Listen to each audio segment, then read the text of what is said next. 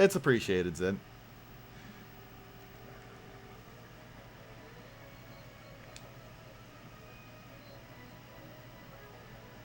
And yep, one thing left. And the moment I get into battle, you may notice some differences. But from when we last left off, yeah. Like, like, I've been doing a little bit of grinding. I managed to get 2 levels despite things only giving 1 SP each. So, that should give an impression of just how many things I've fought.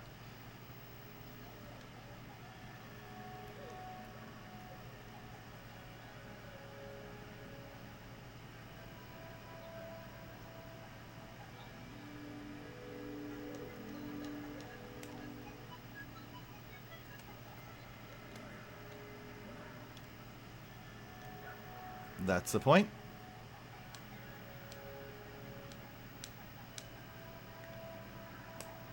And I suppose I might as well because, for better or for worse, I get the impression that, contrary to previous episodes, the partners won't get to do much.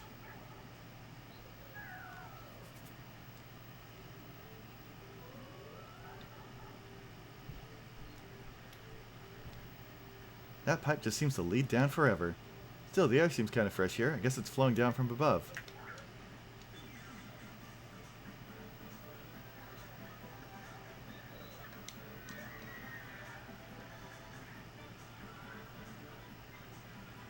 So, yeah, just a casual 22 damage. And I healed myself.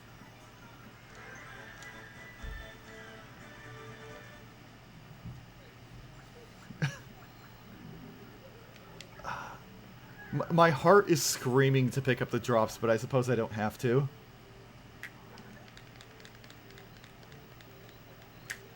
No!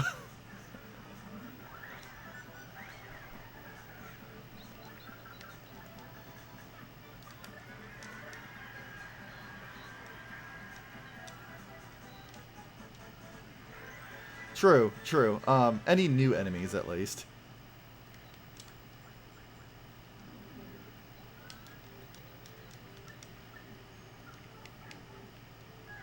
Yeah.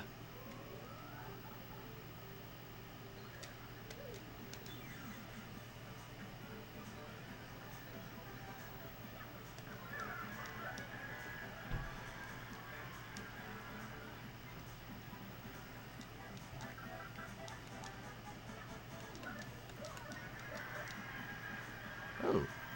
I'll have to keep an eye out for that. Got... Ooh!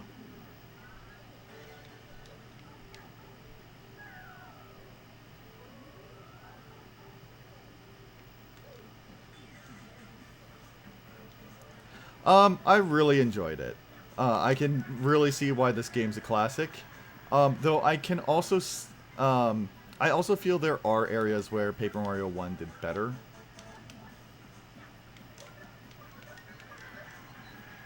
Yeah, yeah.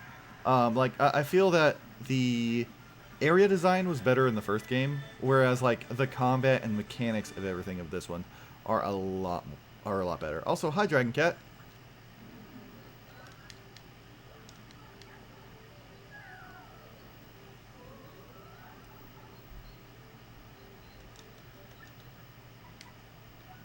Wait, no, no, no, no. Oh, I'm broke. Yeah, I spent all my money.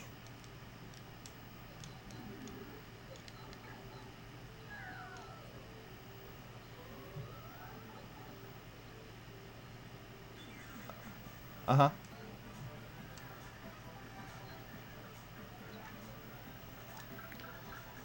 Um, Probably Hooktail, actually.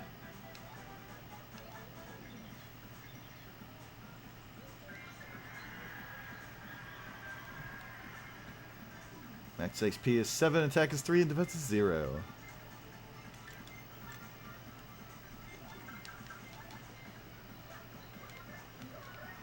You might be noticing I'm doing a lot more damage than I was before.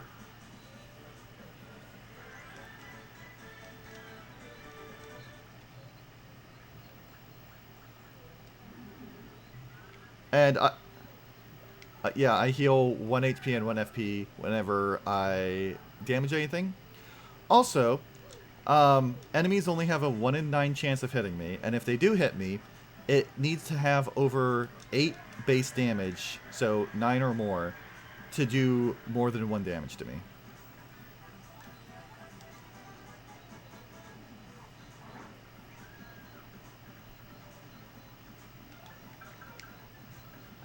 It's glass cannon, but it's that kind of reinforced glass they use when they really don't want something to break.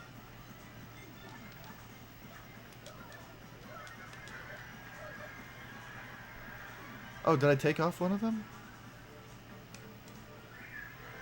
Oh well. I don't intend to use spring jump. Yeah. And yeah, it's like I've only got 5 HP, but it's half what I have before. But in exchange, I'm taking all my damage is divided by 8.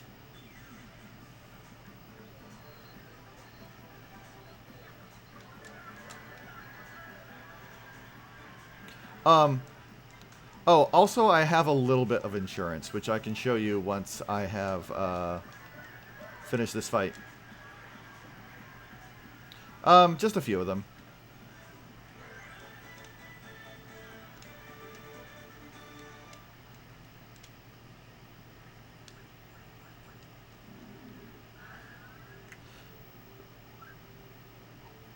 So, I learned from last time, and I brought a little bit of insurance.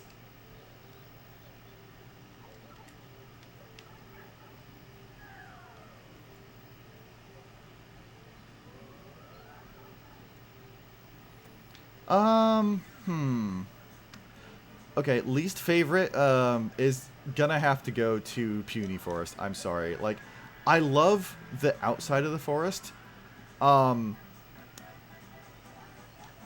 Yeah, I'm gonna be entirely honest. It is due to Salt from maneuvering the Punies around and having them get caught up on stuff. The freaking blowing bubbles. It was just, of all the gimmicks I ever had to do in a chapter, that was the most annoying. Yeah. Though that said, like I didn't dislike playing that chapter, but it's still my least favorite chapter.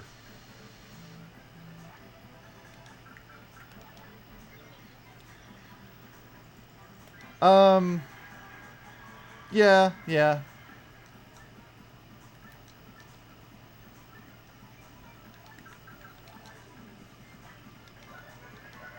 Oh god.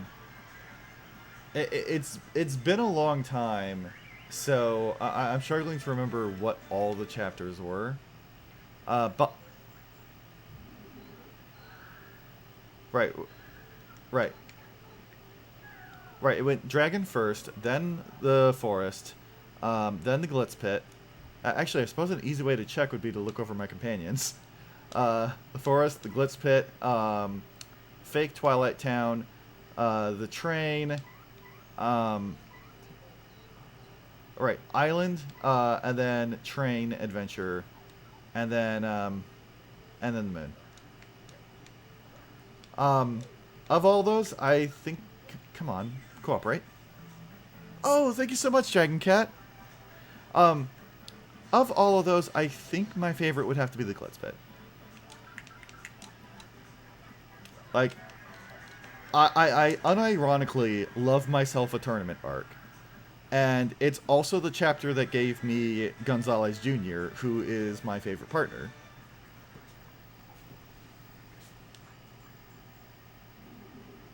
So, yeah, like, Koops is a good boy, but I have a really soft spot for Yoshi's.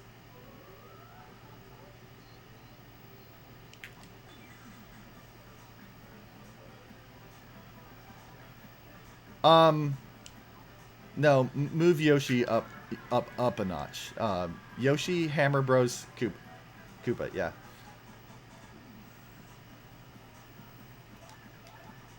They are very cute. Like, also I have really fond memories of playing through Super Mario World and just like I was determined to always keep Yoshi with me whenever I did stuff. Um, uh, I specifically remember one level early on that I hated because it forces you to climb a vine at one point, which means you have to leave him behind. Thankfully, you don't have to drop him down a pit, but you do have to abandon him. Unless you come in with a blue Yoshi, I suppose.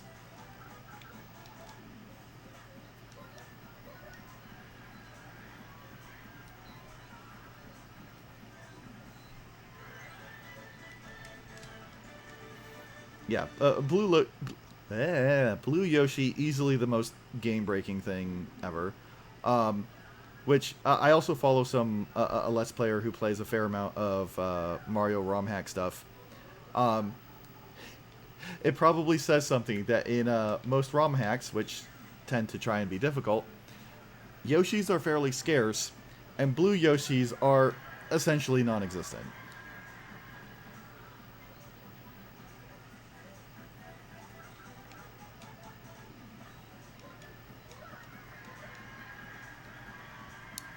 Um, I know Yoshi's story can be hit or miss for some people, but I did like it. I never actually owned it, but a friend of mine did, and it was kind of funny because I would go over and I would want to play it. He was not as much a fan of it, probably because of how like cutesy and kitty it was. But I'm like, screw you.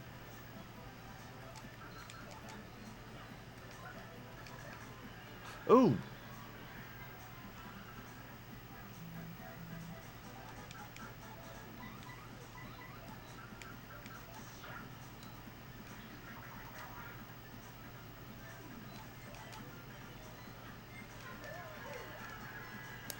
yeah, yeah.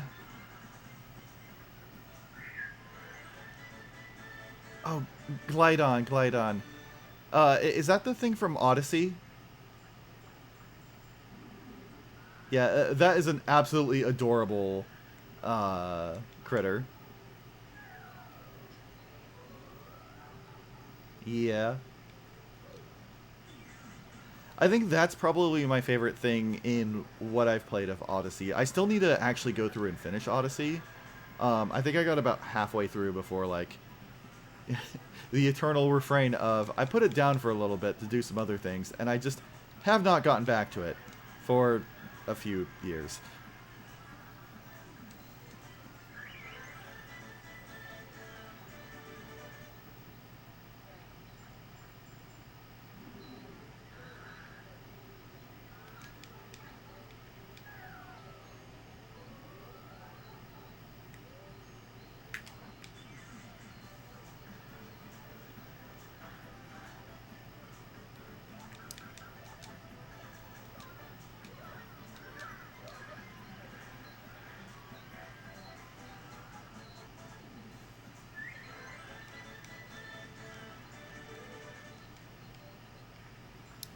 You know, thinking of PS3 as an emulation, I'm a little tempted to see how Drakengard 3 plays on PS3 emulation, because on actual PS3 it runs like ass, and like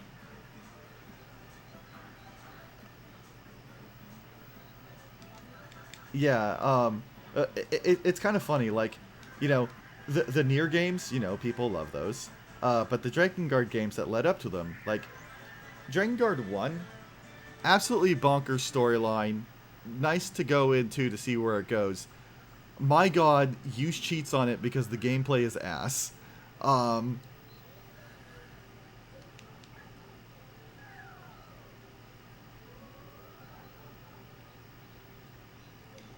yeah, but I mean, but it's at the end of a long tail of what the fuck. Um, but the best way I can describe the gameplay is if you're familiar with Muso games at all, like the Warriors titles and such. Um, it's like that, but if the grunts actually had a decent enough HP that you had to hit them with a good few hits before they went down. So it's like it's a bunch of enemies, and the game expects you to like annihilate hundreds of enemies. But unlike Muso games, which are a power fantasy, they don't go down in one hit most of the time.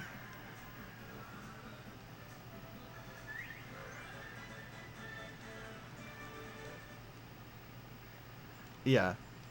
So yeah, Dragon Guard game, Dragon Guard 1, good story, not a good game. Dragon Guard 2, I hear the gameplay is a lot better. I need to go through it.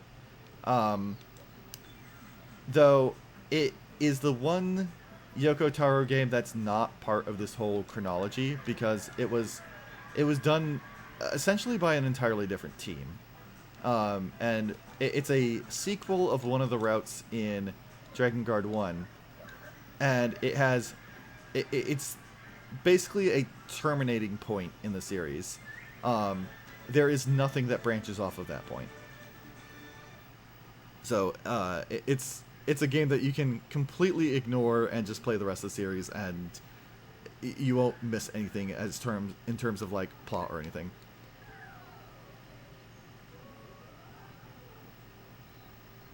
Yeah. And then Dragon Guard 3, I have heard some good things about it. Yeah, I have heard some good things about it. But unfortunately, all the good things about it are hampered by the fact that it regularly drops to like single digit FPS on a console, which is wild. Like, usually the good thing about a console is that, because the hardware is constant, like, the software is made to run on that hardware, and like it should run fine because you don't have the issue of someone using cheaper than recommended stuff. Um, and yet this has such massive FPS drops regularly. It's just like I have heard that it's borderline unplayable.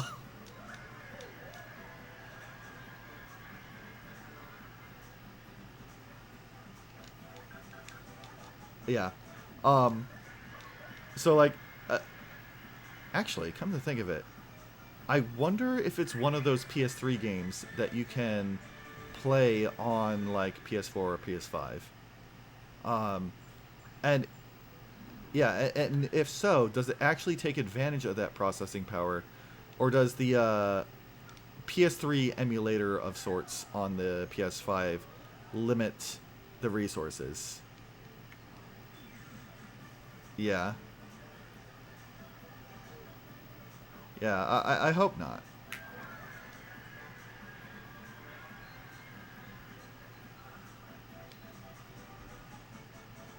No!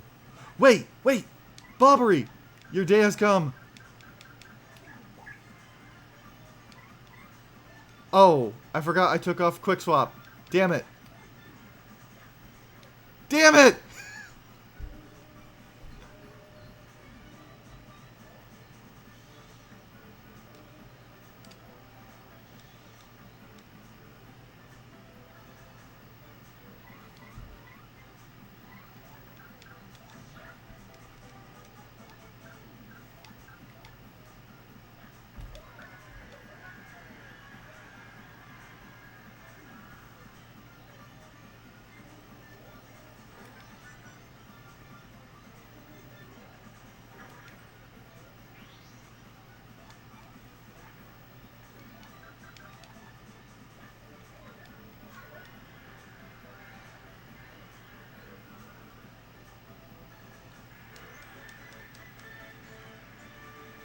Okay, but before I go any further down, I'm gonna put Quick Swap on. I didn't anticipate needing to use it, so I took it off.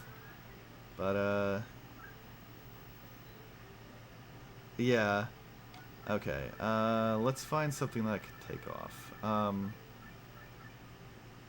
mean, if I drop from 22 to 21 damage, that's fine. Where are you? Oh my god, I need one more. You know, I don't need money. And then I can put on 4. You know what? There we go.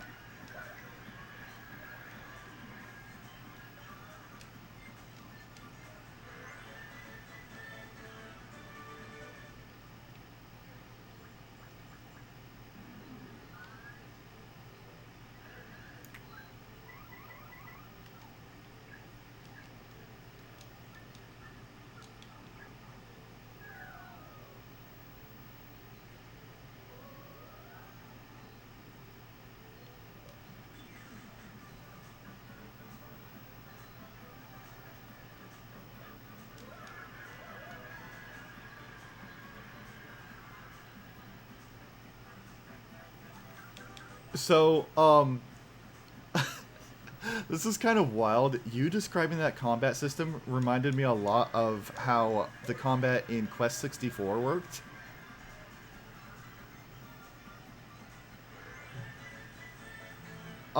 It similarly had like you could you basically had a space that you could wander around on the battlefield, and so you would move yourself and attack um, within like the limits allowed on your turn, and so like trying to position yourself appropriately was like a core part of the combat.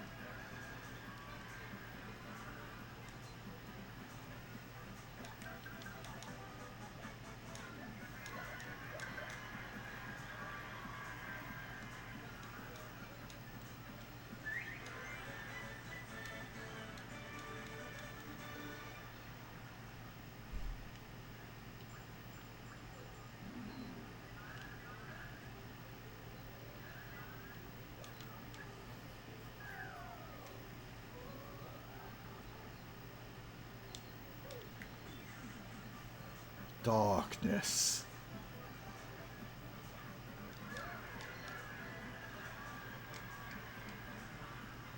Hmm.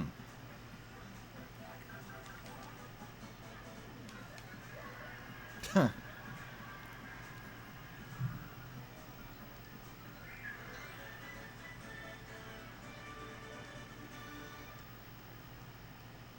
love how this is the one Paper Mario. We have talked less about Paper Mario on this stream than any other Paper Mario stream. But I mean, to be fair, to be fair, yeah, yeah. We won't be seeing anything new until I hit like floor 90. Oh, dang it. Oh well.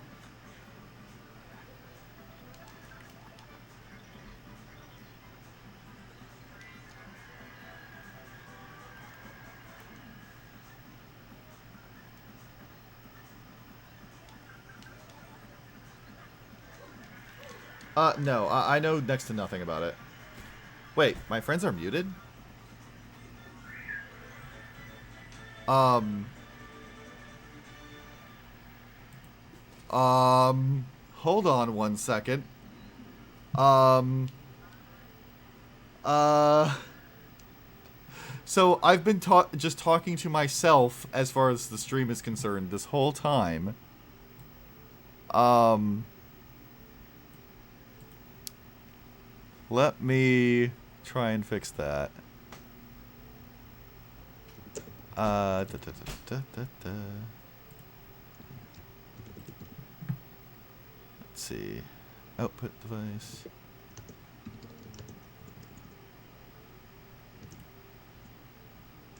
CV audio voice meter.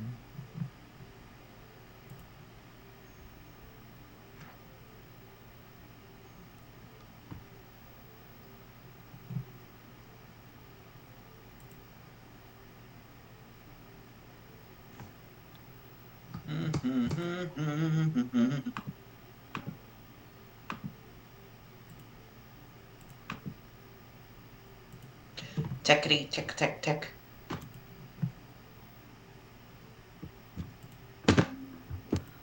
Okay, try talking now and see if they can hear you. Squeakity squeak. Hello, I am Sook. Bobbery thirsts for blood. Okay. Can you hear them now? Okay. Hello. Good. So I apologize that you had not heard any of the conversation. We were talking about various PS3 games, and I was babbling on about Eternal Sonata. You know, watching this video back later is going to be so bizarre. And funny. It is. So, back to what I was saying. The premise of Eternal Sonata is you are in a world that is in the. Yes, it's very good. Yeah, he's You're been talking inside a about world. Eternal Sonata for like 20 minutes. Yeah. And for this And whole now stream, you probably just heard me just sitting there and maybe going, uh-huh, yeah, uh-huh. So Eternal Sonata is the story of this magical musical themed world where healing magic is the sign of somebody who is chronically ill and going to die soon. That said world also takes place inside the deathbed dream of IRL famous composer Frederick Chopin. Nice.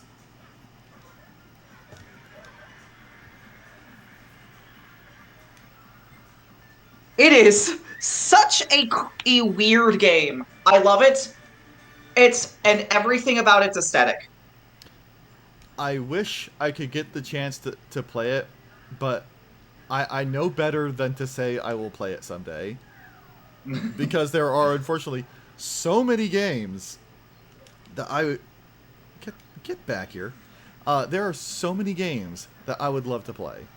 Like, while you were discussing Eternal Sonata and mentioning the combat system, it just reminded me of how there are a lot of Tales games that I would love to play that I have not had the opportunity to do so. Like, the Tales series, more than any other series, is one that I really love getting more in depth into the combat system than I really have to.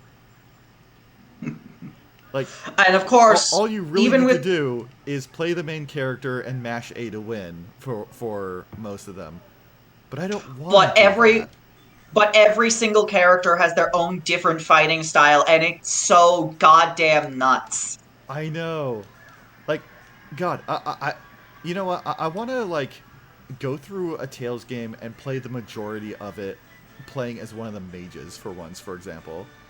Maybe I'll, You should like, do that with. You should do that when you get back to Vesperia. Rita is very good for yeah. multiple reasons. Well, no, I say that, but I sort of did that in Zestiria. Um, and actually I did that in Berseria as well, come to think of it.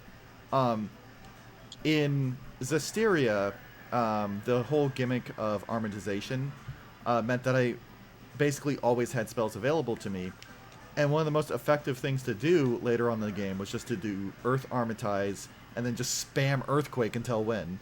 Blah So, blah blah tidal wave.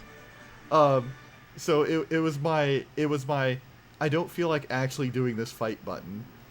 And then in Berseria, I had something similar, where I found I'm not sure this kind of mechanic is intended, but I found that okay, so there's a mechanic in Berseria where the later in a combo a spell is, the shorter its cast time, to make it so that you can like combo with your melee attacks and then Mm-hmm. actually use a spell as a finisher.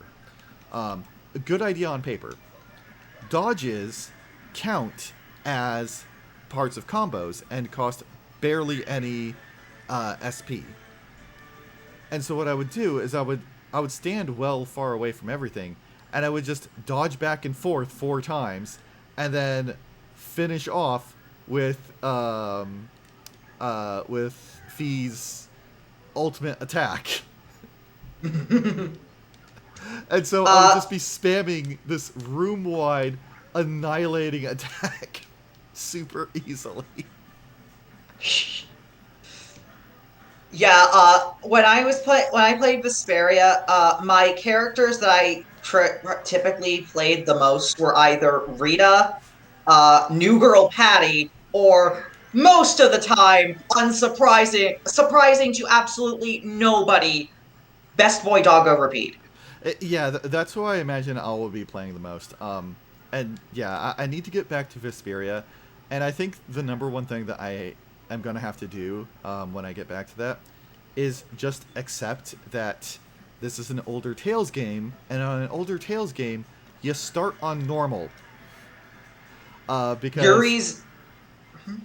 I was used to how Zestiria and Berseria were, where if you really like use the combat systems the way the tutorials tell you, you can hop into hard mode right off the bat, and in fact you should, for things like grade bonuses and such.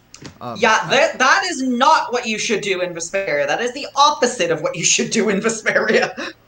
Yeah, that's what I did, and I got like partway through the prison section early on, and I had a miserable time. Yeah, do not do that. You are just making yourself live through hell for no reason. That's like that would be like if you went Oh, through wow. a He actually managed to hit me. It did nothing, but he actually managed to hit me. Bravo, well done. yeah, that is like going through a more modern East game, starting on the highest difficulty without doing so in New Game Plus. It is just asking for suffering. Yeah. Like, maybe I'll swap up to hard once. Like, I know, like, most Tales games, it has parts of the combat system that unlock as you go further in. Maybe once I've Mm-hmm. unlocked a few of those and I have more options to me, then run around the battlefield, smack people, maybe use an art once and now if I'm feeling feisty. Yeah. Once I have more Right options than now, that, yeah. Then yeah, you do definitely have a massive list of games that you want to get through. Even with our 2 week visit coming up, I still am trying to make sure that at least one is done. That's why I've been focusing specifically on Xenoblade.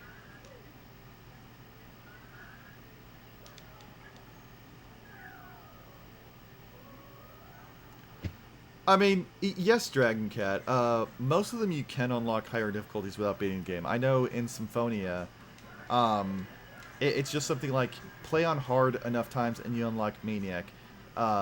Do enough battles on Maniac and you unlock Chaos or something like that.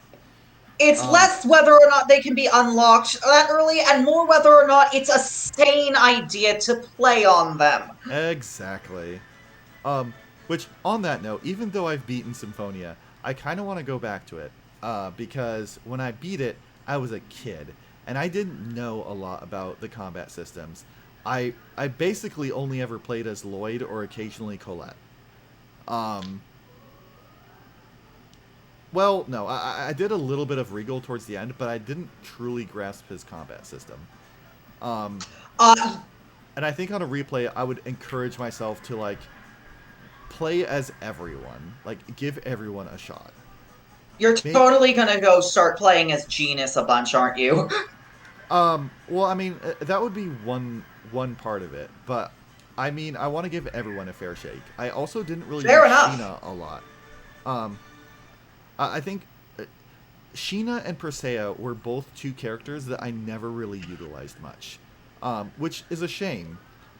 Though, to be fair, that game gives you like, what is it, like 8 characters, but you can only have 4 in your party at a time. And like, I think it's like 10, yeah, that sounds more appropriate. Um, but like and then there's and then on two of top of them that that, are like mutually exclusive. well, yeah, I count them as one character, so let's say 9. Um, because I mean, they literally have all the same arts and mechanics. I mean, I know that there's one section of the game that actually you can play with, have them both in your party, and they, funnily enough, have a link art together. I do not know of this part. Um, hmm. Anyway, the other thing that kind of sucked was like, not only do you have such a large cast compared to like how many people you can have in your party, it's literally over twice the amount of people you can have in your party. Mm-hmm. When I went through, 2 of the slots were always spoken for because I was pretty much always playing as Lloyd, so he's spoken for, and then I need my healer, so Rain was always in the party. That's Miss Ruin Maniac. Yeah, which meant that I only had 2 slots that I could put people in. Um, Typically, this went to Genus and Colette, but I would also occasionally put Regal in just because, like, I like his whole vibe. I like unarmed fighters a lot. Mm-hmm. Um, but it meant that, like, I rarely ever used Sheena, Presea, or Zelos. Also, yes, Dragon Cat, I am actually in the process of playing Xenoblade 3. I just got it. I just got my Switch back the other day, and I started it up last night. Oh my gods, it is nuts. But I am talking about Xenoblade 1 because Earth has not played any of the games, and he and Taze are going to be coming to visit me in October for 2 weeks.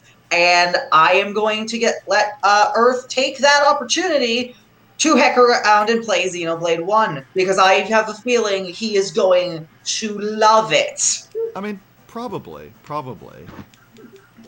Like, the only reason I haven't gotten around to that and so many other games is just Mm-hmm. time. Yeah, exactly. And the reason why I thought Would that that would be a good idea for when you visit is because you have 2 free weeks free of obligations. Yeah, if only I did not have to have a full-time job to where I could just like uh, play all sorts of personal games more often, and also like it would be nice to have more days that I streamed on. I Oh yeah, you gotta completely blow that up. forgot. I completely forgot about this trouble.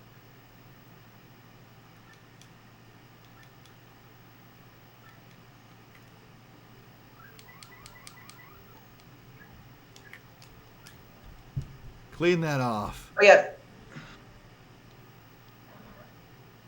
I think in terms of like Tales games, um, the one that has the least amount of issues for like party members and stuff is probably Abyss because in most cases, uh, well, let's see here. The max amount of party members you can have in battle is the same as most Tales of games with 4, but in most cases of the game, barring like 1 or 2 instances, the total amount of party members is 6. Um, I will say Zisteria and Berseria also worked that way. They had a max of 6 party members, with 4 on the field at any given time. But then they also encouraged you to regularly swap them out. Like, for Zisteria, you had your 2 human characters, Mm-hmm. and then you had your 4 elementally aligned Seraph characters. Depending on what you were fighting, you wanted certain elements available to you, which meant swapping that Seraph in. Um, so like, you never like completely benched any of them. And then Berseria did that as well to an extent, with like a little less so than Zestiria, but each of the characters did have certain areas where they excelled in, and you generally put people in your party based on what you were going up against. Um, I know that Vesperia and its secret missions had you swapping up your party members very often, especially with certain boss fights having their secret missions require specific party members to complete. Oh, I will say, swapping back to Berseria for a second, one thing that I liked about that was it had a number of titles that could give you stat bonuses, and each character had one title that was unlocked and then upgrade based on how many times you played as that character. So Huh.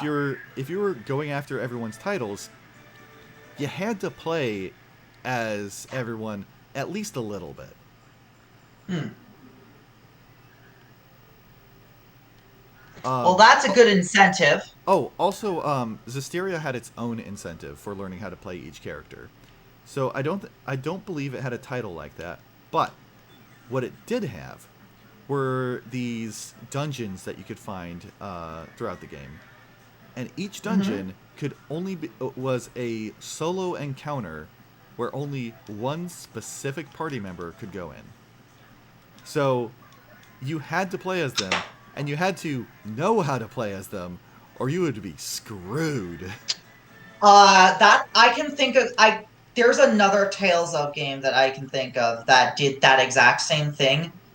It was the shadow forms. It was the shadow equivalent of the party members. In Tales of Hearts R, they were That's a good question, basically Sitzal. They were basically That's super 55. bosses.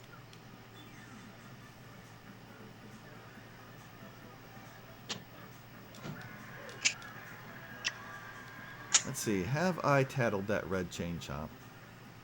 Yes, I have. Die! It is now. Speaking of our trip, it is now officially less than 2 months until it happens. Yep. Yeah, I was able to tell when I hit the halfway mark because we had the graffiti that I had to clean up for the Yes. trouble. So I guess clearing that trouble will technically be the last content I do in this game. Yeah.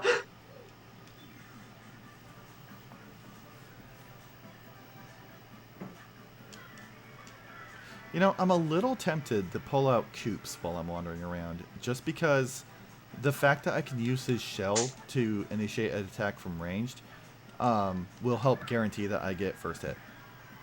True. And we only really need Goombella out when we need to tattle something. Yeah. Oh, but do remember to tattle the 100th floor after we deal with what's down there. Okay. You know what? Now that I'm over halfway through, does she say anything different? Yeah. Just gonna keep on fighting and descending. This endless repetition of rooms is starting to totally wear me out, you know? Guess you gotta soldier on, though. Maybe she says something new every 10 floors. Possibly, possibly. Might be worth checking out.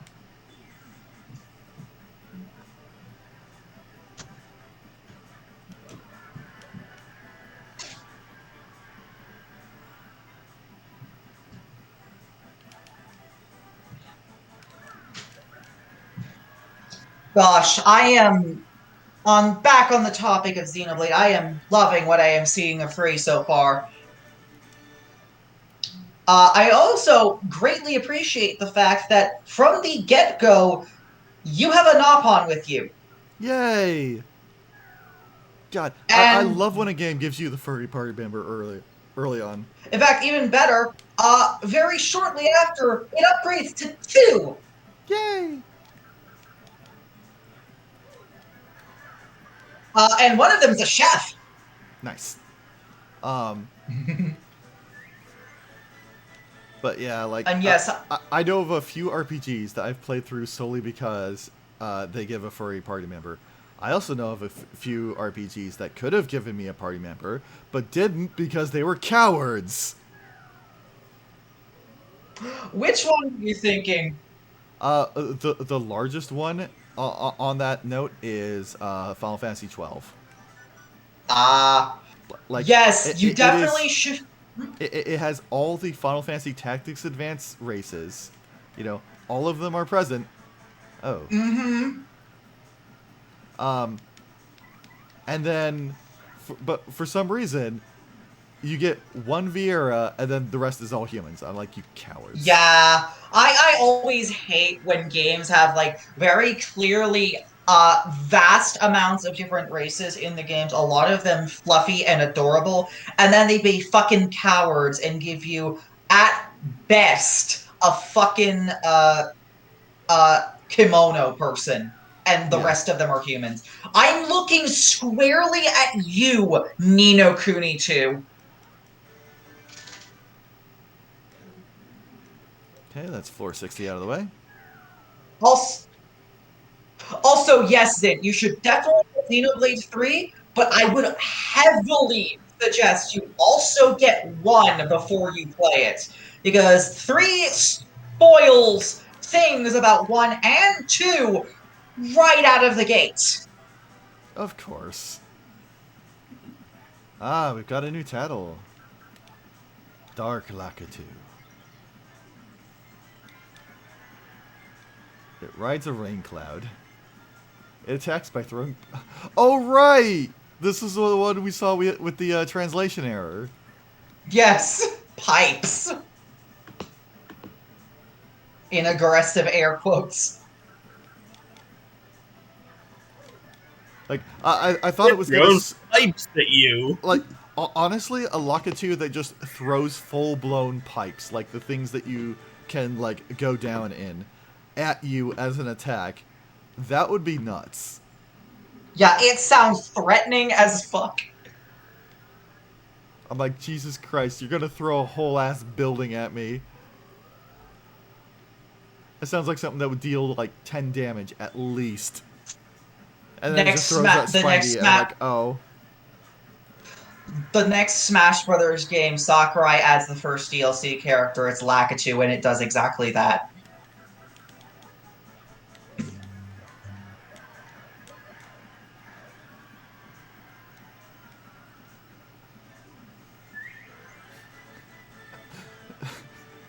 Putting on the stuff to like drain HP and FP was probably a bit overkill.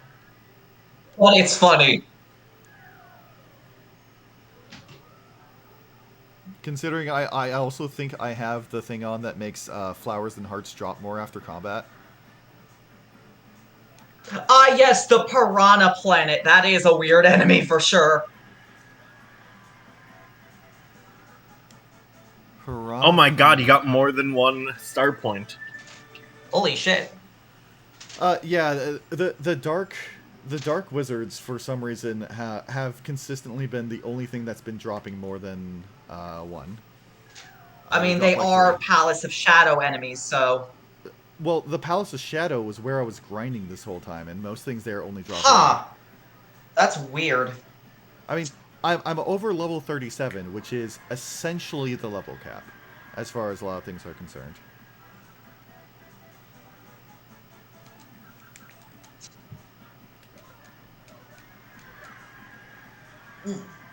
I still love how my brother, quite literally, cheesed the first part of the Shadow Queen boss fight using power bounce and a shitload of jump boosting badges. I mean, that's about what I'm gonna do to the floor 100 boss. Like, Yeah. I'm sure it's a fantastic fight that has a lot of gravity to it. I don't want to like I've gone all the way down to floor 90 once before. I am doing it for the second time. I will not be doing it a third time.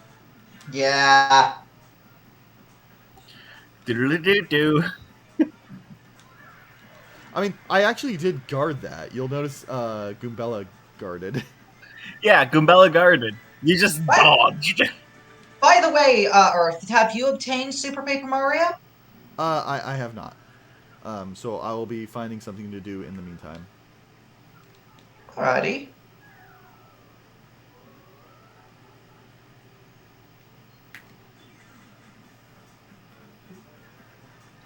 Oh, hey, more pipe throwers. Um, Dragon Cat, nothing will be sitting there for 3 rounds in this game. I guarantee that.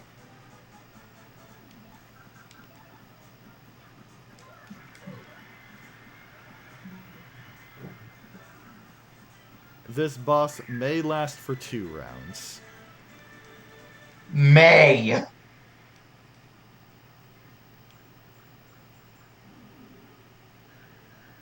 Like, I was a little tempted to go a little bit more out.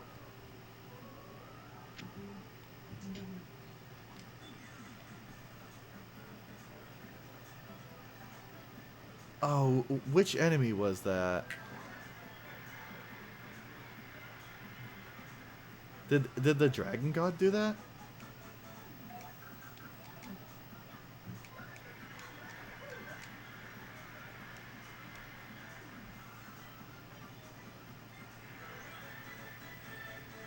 Oh, fuck. Right, of course it's an ancient cave reference. That's basically what I'm doing here. Yeah. God. I never actually went...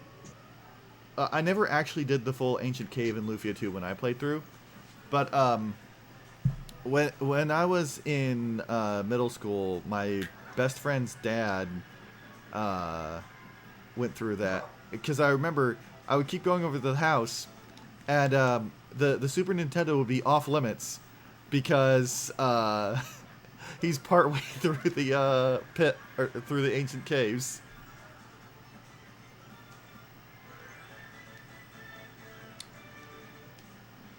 I mean, Taze, you say that. Like, the ancient caves were definitely more interesting, but this has the advantage of I can prep beforehand and say, okay, I've had enough with this bullshit.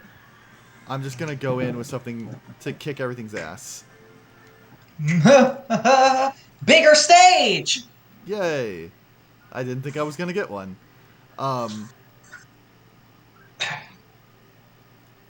wait, level 30? Huh. Yeah, what were you talking about max level? The max level for this game is 99. Well, I heard that the essentially soft cap for level is 37. Um, which is where a lot of, like, things based on level, like, stop calculating. And I thought that's where I was, but I guess I was at 27 when I thought of that.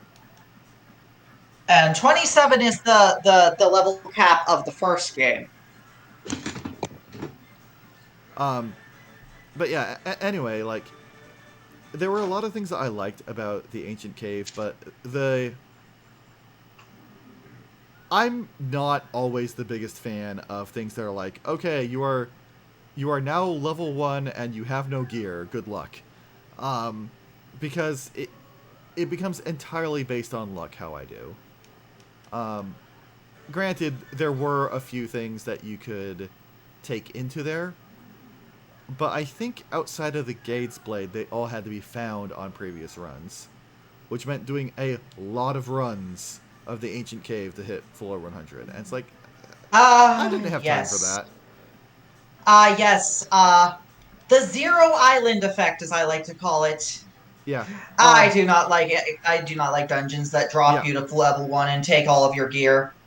Much as I encourage doing the post game stuff in all the Pokemon Mystery Dungeon games, that recommendation from me only applies to, like, the story post game. For all the post game dungeons that pull that bullshit, I'm like, yeah, I'm out. I have never done one of those.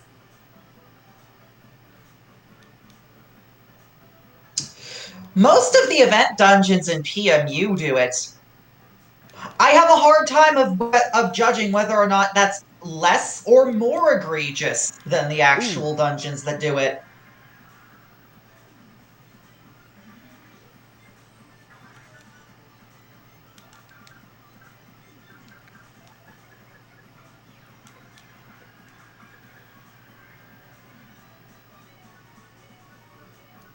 no! It was the right shape at least.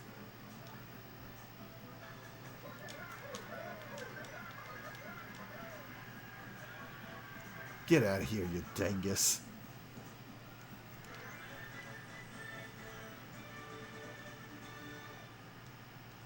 Okay, I didn't know about the jewel. The only one I knew was the Gade's Blade, which did sort of make sense, given that, like, the only way to get the Gade's Blade outside of the Ancient Cave is to be such a badass that you beat a fight that you're supposed to lose.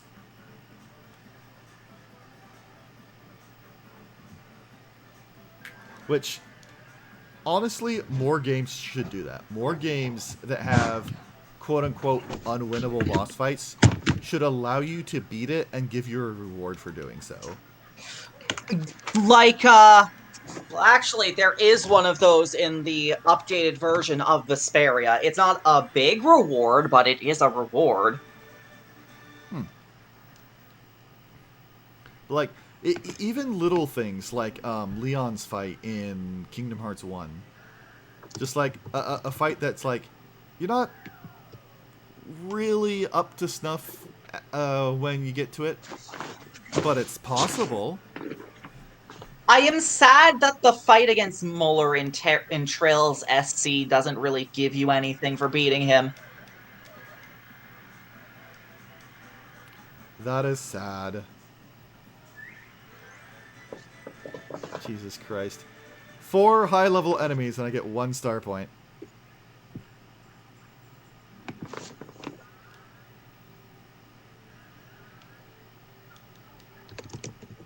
Gosh, you know...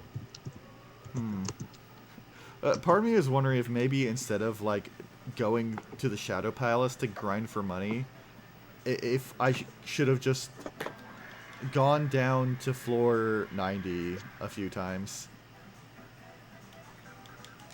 Because, like... That probably would have been more effective. Yeah, like, it would mean having to go through the earlier floors.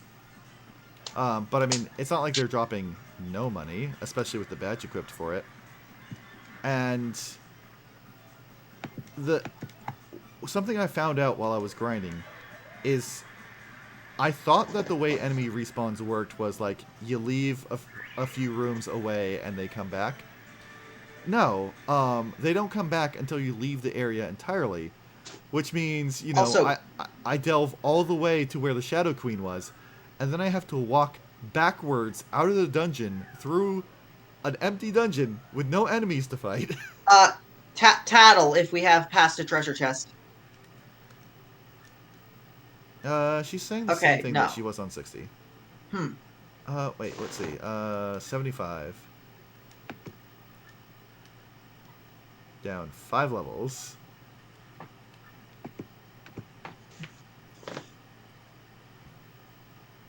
I mean, you did tell me about that stupid fight that you are not supposed... Oh, there's your bump attack. Yeah, sadly I won't be using it. Sadly, indeed. Saddle. This is an intermediate floor in Pit of a Hundred Shells. Okay, I presume that's the same thing she says on every 10th floor. Dragon Cat, that does remind me, there is a optional boss fight you can do in Tales of Zestiria where you can fight the final boss early and get the bad ending. I was literally just about to bring that up. There is likewise an optional ridiculously stupid boss fight you can got do 8.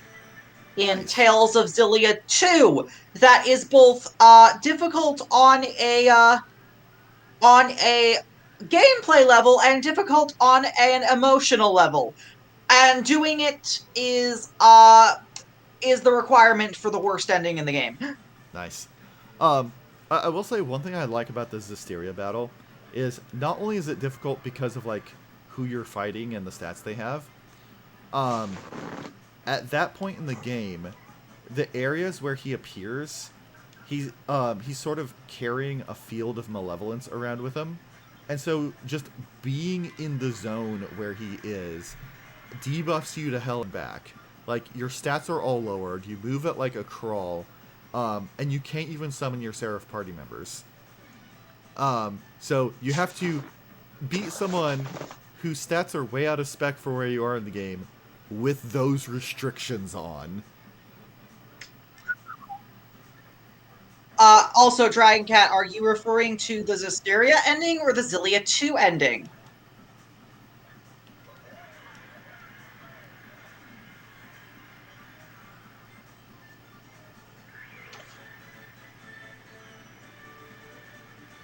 Well, yeah, there is another ending in Xillia 2 that has a bonkers boss fight where you fight against other Tales characters, but that is not the worst ending of the game.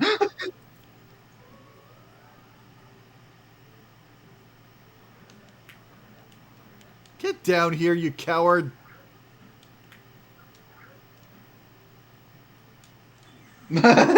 Yes, Zint. Defense is high, proceeds to hit it for 17 damage, one hit killing it.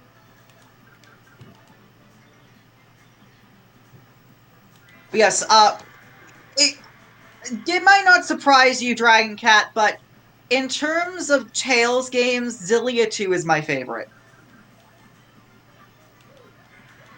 What might surprise you is that I have never even touched Xillia 1.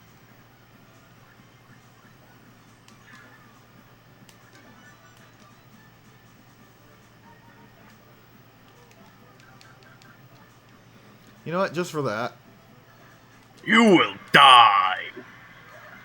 you must die.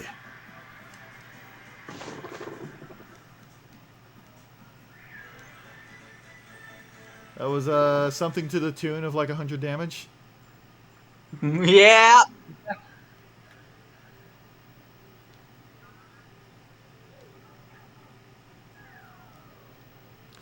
I would like to one day go through all the Tales games that I haven't played yet. I hope one day the Xillia duology gets manages to escape PS3 lock. Yeah. Though I will say there is part of me that at least for the more Battle. 2D Tales games, wants to play through multiplayer. Sadly, for at least a few of the 3D Tales games, the camera makes it unfeasible, especially Zestiria. Let's see. I know that Vesperia is very good with multiplayer. That's good. I know feel that like, for I feel like most of the older Tales games are that way.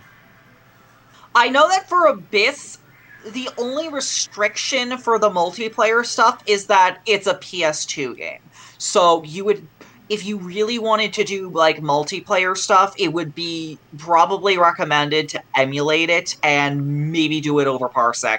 In fact, Yeah. honestly, I'd be perfectly down to play Abyss with you on Well, multiplayer doing exactly that. also when it comes to Abyss, like for I feel like for most of the Tales games, I would want to play the latest release that especially in cases where they like add new content and stuff between them. And for Abyss, that would be the 3DS version, which has no multiplayer. No, it wouldn't. Really? Abyss's remake is the exception to the rule. Huh. Um, there is no new content added in the Abyss in the 3DS version. In fact, there is less content because it removes a few glitches from the PS2 version that allow you to do some very interesting things. And moreover, it which by the way, one of those things is an alternate fucking ending. Hmm. And the other thing it removes is basically all of the flashy animations for the Mystic Arts Oh, that's because it bullshit. literally could not handle it. Okay, so I guess Abyss I'm playing through on PS2. Also, I Yes. will also say the most recent one, Tales of Arise, just straight up does not have any multiplayer. I think Yeah, they I looked heard at. about that. I, I mean, to be fair, that I could see it coming because, like I said, I tried playing Zestiria in multiplayer and it, it's a headache. I played They through a are fair super. What?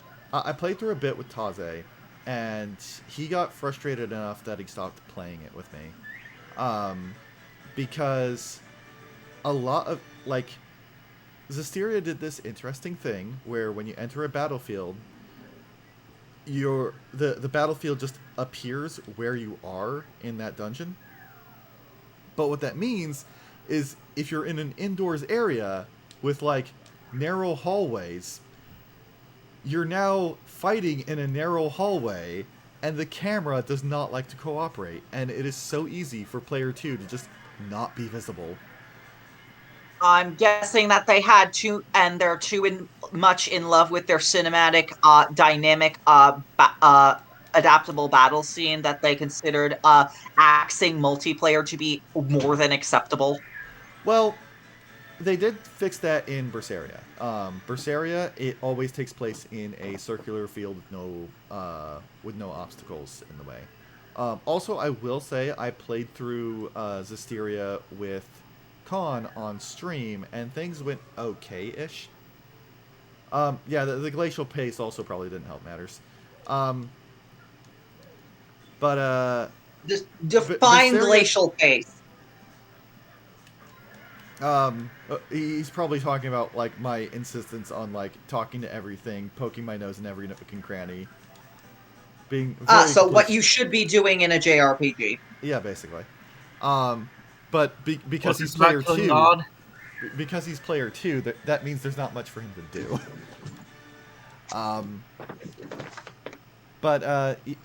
Berseria fixed a lot of the camera issues, but it's still a more recent Tales game that encourages 3D movement a lot more than like the sort of on rails system that previous games had. Today's my Uh, lucky day. And when you go down to the next floor, try using Goombella one more time. yeah, um, and it still had a problem with occasionally losing track of where player 2 was, just by nature of being full 3D in terms of movement. Yep, that was new. Yes, it was. So, since Arise is similarly full 3D instead of being on rails, it makes sense why they axed the multiplayer. I'm not 100% fond of it. Like, I prefer having multiplayer, but I can see why they did it. It was a headache, I'm and the number of players that would utilize it would probably be slim. Here's hoping that now that presumably Arise is the end of this like trilogy they started with Zestiria, they'll actually bring it back in the next game. Maybe Um, not be so what? excessively excited about the 3D stuff. Um, I doubt it. I do not consider Arise a like trilogy with Berseria and Zestiria. Like Zestiria and Berseria are definitely connected, similar combat system and everything. Arise is completely different. But I I think they're going to stick with the full 3D going forward.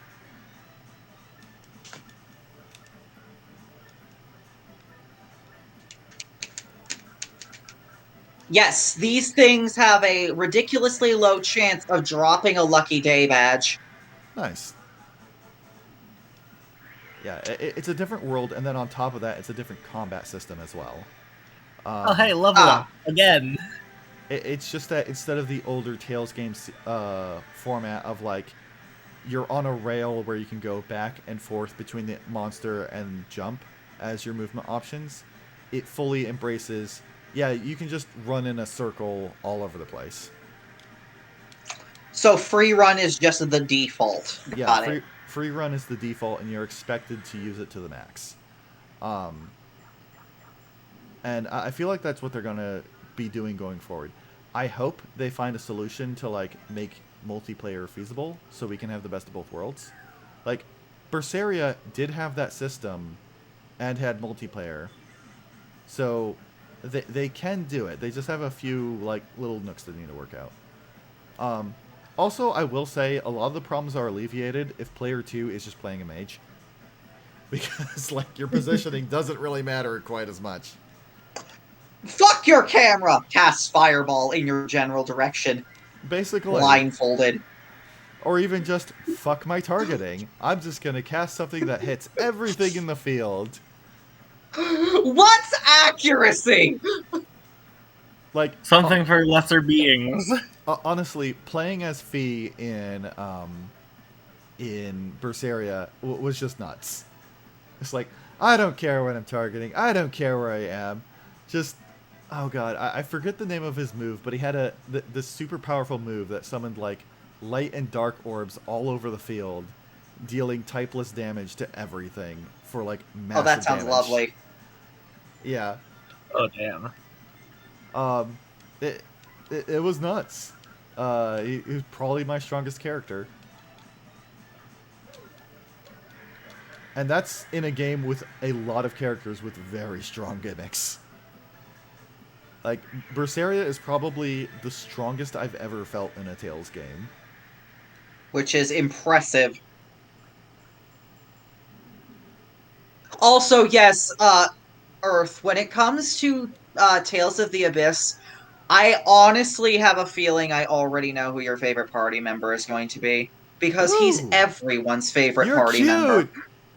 Yep. Ah, you're adorable! Meet the Bobulk.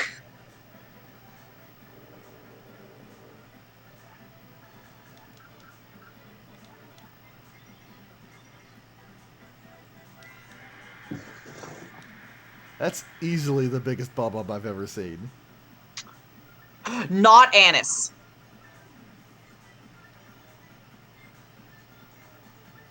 Ooh, it has attack power of 16. That's something that could actually hit me for 2 hit points. Ha. Anyway, I think that works. Yes, And doesn't it it? Jade. ended up blowing up. Okay, I have seen a little bit of Jade, because he showed up as a guest party member in the optional area in Zisteria. Yes, Um, Mr. Jade Snarkromancer. Also, I did play a fair amount of Tales of the Rays, and through that, I got a little bit of like characterization for a lot of characters across the series. So you do know at least a little bit about Jade and why, and presumably why I think you would fucking love him. Yeah.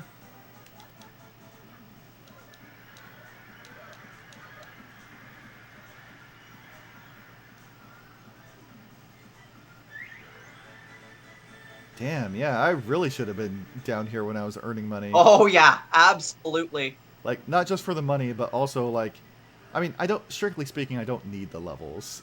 It would mostly mean more BP that I don't, strictly speaking, need. Hey, more BP is more BP. True. I mean, theoretically, if I got a lot more money, that would enable me to put even more um, power rush badges on. Yes, that is exactly why we like Jade. He is a snarky asshole.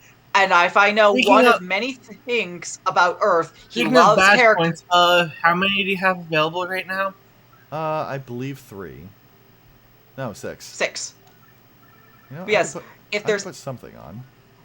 if there's one out of many things I know about Earth, it's that he loves characters Put that on have. put on the power plus you took off. Am I not being audible? Oh, You sorry. are.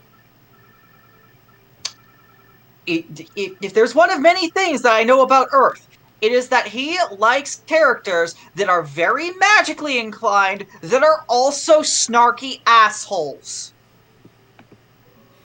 You're not inaccurate.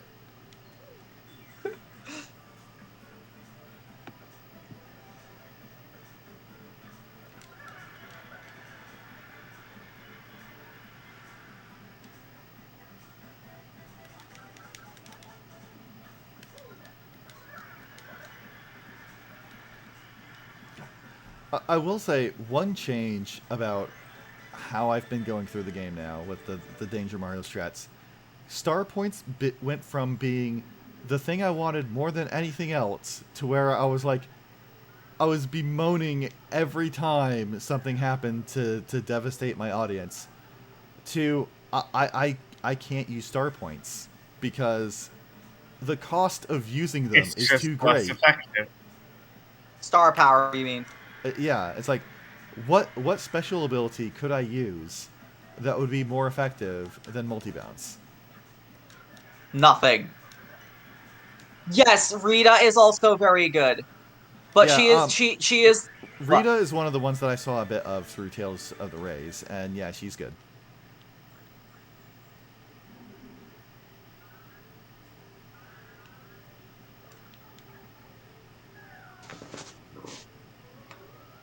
You should probably check the sign, by the way. Why? Just to, Woo! to see what floor you're on. I believe we're You on just floor 96. one-hit killed 2 Amazy Daisies. Yeah, Holy just shit. casually. You just got 97 points! Oh my god, that's hilarious. We should clip that. We should absolutely clip that. Look, just casually getting a whole level in one fight. No big deal. Oh my god, imagine if you still had Merle's curse and it activated there. Oh my god. Yeah, 98. One more floor to get another level up.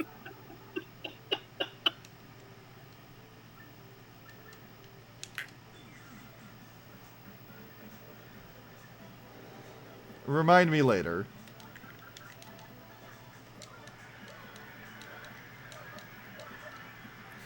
I love that. Oh hey, another styling. level up. I love that styling on multi bounce just has him doing different poses through the air, Yes. including one where he's just laying down. Yes. Oh hey. More BP. Better equip whatever you can before you go down. Actually, you just got max BP. Nice. You know what? I think that's 2 level ups close enough that you could have one clip that shows both levels. Yeah, you could. Oh god, that's amazing. Like, 6 more BP. yep. Let's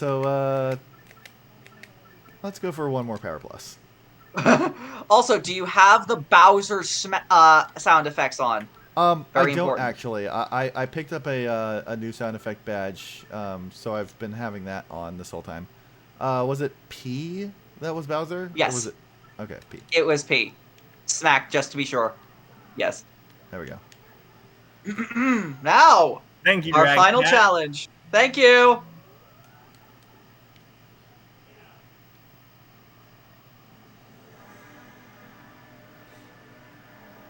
Hello. The Speaking of final super boss of this game. Speaking of favorite bosses, Bonetail. Oh. wow, what a freak! Rude.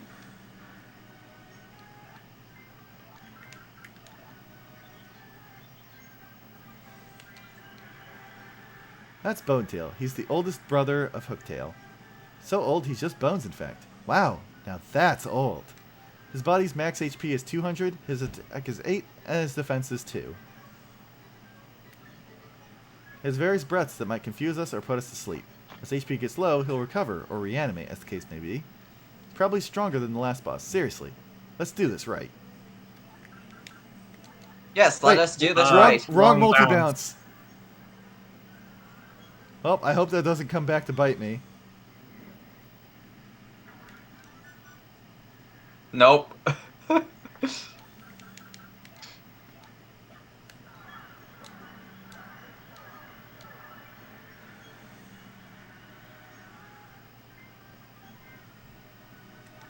Get him, Goobella.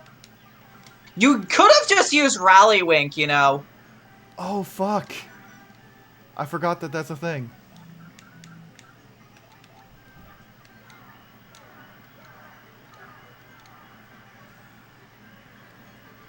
Well, what do you know? He did last 3 turns.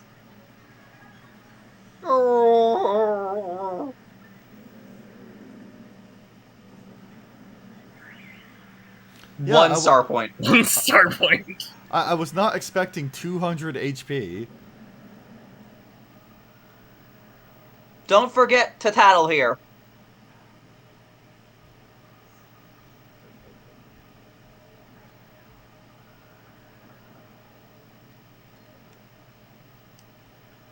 It's the lowest floor in the Pit of 100 Trials.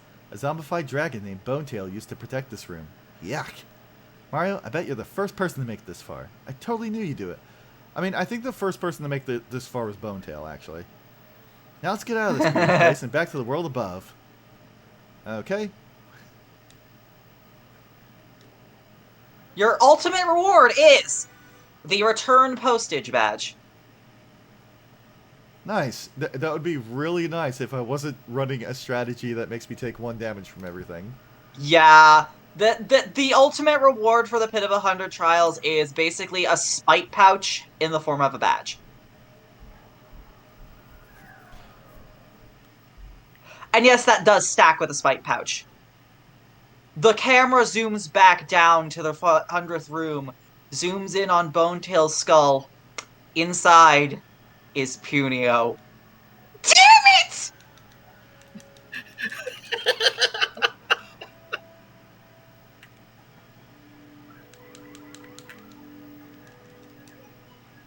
Huh. I thought for sure that would work! I'm actually a little shocked at how much time that took. There was a part of me that looked at how much damage I was doing and was like, yeah, this will be done in like half an hour. Yeah, nope. It still took you an hour and a half, even with you speeding through everything like it was hot butter. Yeah, all the more reason... Wait, you know what? You know what? I can try out a badge that I just got.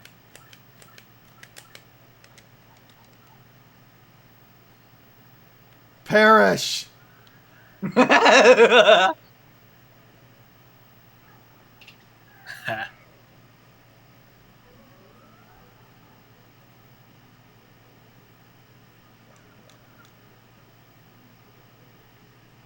Bow before me! You are all powerful. The overlord of Rogueport. The Shadow Queen has nothing on Waluigi. Okay. We have one last bit of content to do in this game. Yes, we have to go back to final task. We have to go back to Far Outpost. Right, why did I think I had to go to the trouble board? Wait, no, If you that's did not the that, fastest way. oh my god, if you did that, you would have been so upset because you would have canceled it and had to go all the way down there all over again. Well, no, thankfully, I hit that save block on the way. If I did that on accident, I would just hit reset.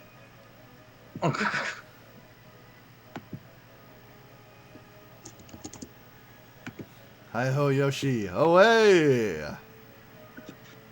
Do do do do do do do do. So what are you thinking of doing in the So what are you thinking of doing in the interim before you get Super Paper Mario? I have no idea. I have no shortage of games that I can go through. It's just a matter of, like, what things might be interesting for people to watch.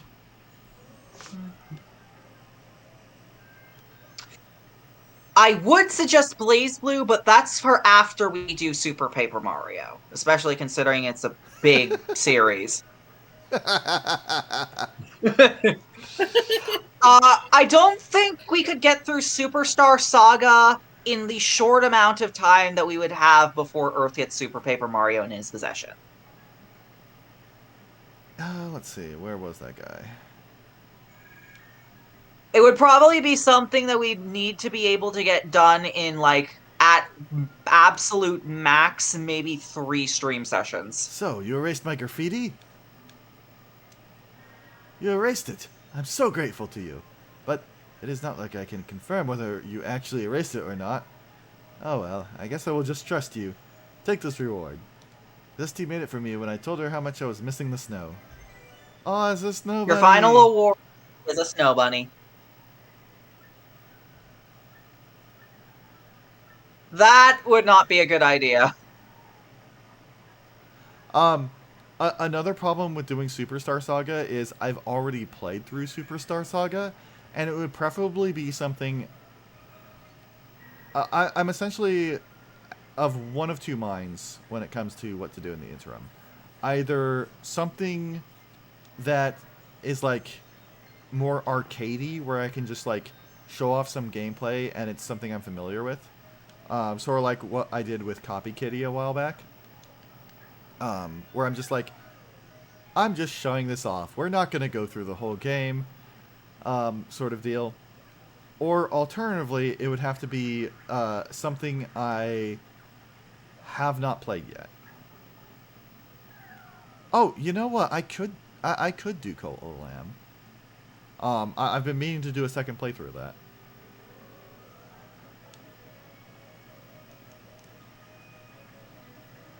Yeah, you know what? Screw it. That's what I'll do next week.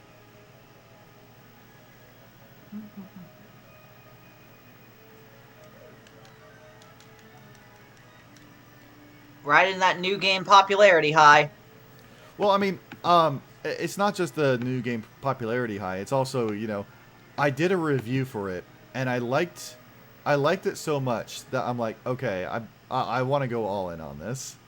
Fair enough.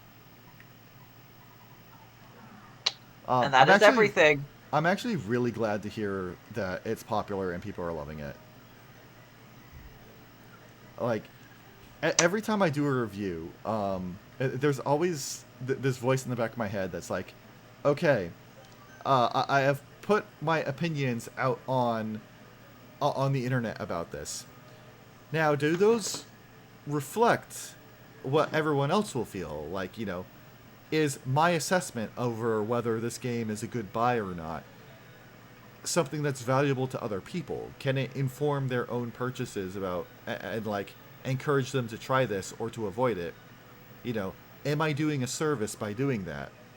Or is this a case where like my own tastes are so far outside the norm that like I recommend something that everyone else is going to think is hot garbage? Or like I say a game is total ass and like it's the newest cult classic, you know? I always hate the idea that one of those two things will happen. So it's always so validating when I put a review out and then I see people actually picking up the game and they're like, and they're echoing the same sentiments I had. Anyway. With that, I believe we are going to go ahead and end it here for now. We are going to continue. This is our last. What? We are going to be continuing more Danganronpa on Sunday and doing some Cult of the Lamb on Thursday. We are saying our goodbyes to Rogueport forever. Bye, Rogueport. Forever. Goodbye, everyone. Goodbye. Oh, I'll never see Gonzalez Jr. again. We'll never well. get to see Coops again. Yeah. Oh well.